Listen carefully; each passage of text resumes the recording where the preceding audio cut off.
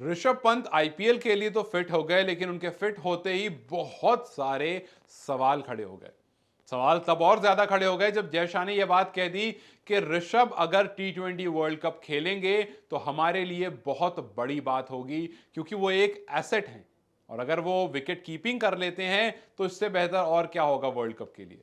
लेकिन अब उनको इंतजार, और हम सभी को खैर इंतजार है आईपीएल का, कि आईपीएल में ऋषभ पंत कैसे दिखते हैं, क्योंकि काफी टाइम से क्रिकेट से दूर हैं और अब जाकर के फाइनली वो प्रोफेशनल क्रिकेट में घुसने वाले हैं।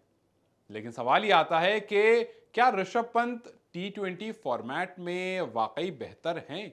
आईपीएल में हमने उन्हें देखा है, लेकिन अगर आप उनके स्टैट्स की तरफ नजर डालेंगे तो टी20 में उनका स्टैट एक एवरेज खिलाड़ी का स्टैट है और उनके सामने बहुत सारे कॉम्पिटिटर्स खड़े हैं, क्योंकि जब आप एक साल गैप पर रहते हैं तो बहुत सारे कॉम्पिटिटर्स आपके सामने आ जाते हैं।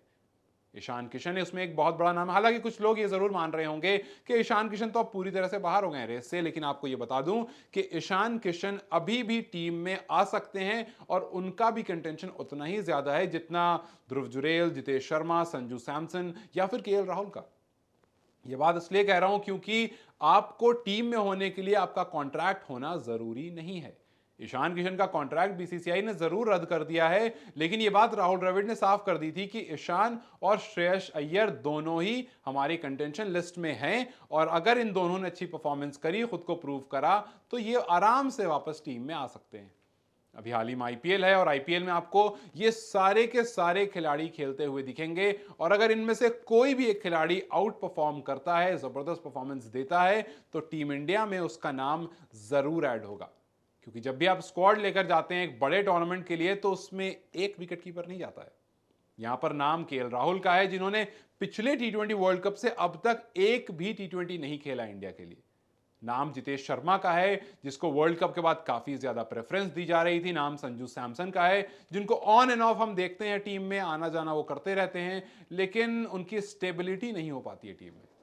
लेकिन इन सब में नाम ध्रुव जुरेल का भी है। वही ध्रुव जुरेल जिन्होंने रांची टेस्ट इंडिया को जिताया, वही ध्रुव जुरेल जिनको हम टी20 फॉर्मेट का खिलाड़ी मानते थे, लेकिन टेस्ट में आकर के उन्होंने बता दिया कि मैं स्टेबल भी उतना ही हूं जितना फायर वर्क है मेरे अंदर। अब इन सारे खिलाड़ियों में सवाल यह आता है कि कौन आएगा। दो खिलाड़ी, दो बड़े नाम हैं। केएल राहुल को अगर आप थोड़ी देर के लिए नहीं कंसिडर कीजिए और just as a matter of fact कि उन्होंने बहुत टाइम से टी20 फॉर्मेट नहीं खेला है, या ये भी हो सकता है कि वो बतौर फुल टाइम बैटर खेलें लेकिन टी20 में वो विकेट कीपिंग कर सकते हैं, तो एक मिनट को अगर आप ऋषभ पंत और ईशान किशन, क्योंकि यही वो दो हैं जिन पर सबसे ज्यादा कॉन्वर्जेशन होती है, डिबेट होती है, क्योंकि इन दोनों को एक जैसा माना जाता है। दोनों अटैकिंग खेलते हैं, दोनों का खेलने का स्टाइल मोर और लेस एक जैसा है, विकेट कीपिंग अच्छी कर लेते हैं। तो एक बार अगर आप इन दोनों के टी20 करियर की तरफ देखेंगे तो शायद आप समझ जाएंगे कि कौन ज्यादा बेहतर है। ईशान किशन ने इंडिया के लिए 32 टी20 मैचेस खेले हैं, जिसमें 26 का उनका एवरेज है, 124 उनका स्ट्राइक रेट है। वेरी एवरेज, मतलब बहुत एवरेज खिलाड़ी जैसा है। ऋषभ पंत का भी कुछ ऐसा ही हाल है। ऋषभ पंत ने हालांकि उनसे मैचेस ऑलमोस्ट डबल खेले हैं, 66 मैचेस खेले हैं, लेकिन उनका एवरेज ईशान से कम है। ईशान का 26 का है, इनका 22 का है। ईशान का एवरेज 124 का है, इनका एवरेज 126, सॉरी, ईशान का स्ट्राइक रेट 124 का है, इनका स्ट्राइक रेट 126 का है। मोर और लेस दोनों सेम जैसे खिलाड़ी हैं, लेकिन यहीं अगर आप इनको आईपीएल में देखेंगे तो आईपीएल में इनको कुछ और हो जाता है। आईपीएल में ईशान किशन का स्ट्राइक रेट 134 का है, तो वहीं ऋषभ पंत का स्ट्राइक रेट 148 का है। 150 का स्ट्राइक रेट है। ईशान किशन का एवरेज 29 का है, तो ऋषभ पंत का एवरेज 35 का है। तो ऋषभ पंत ऑटोमेटिकली आईपीएल में बीस्ट बन जाते हैं।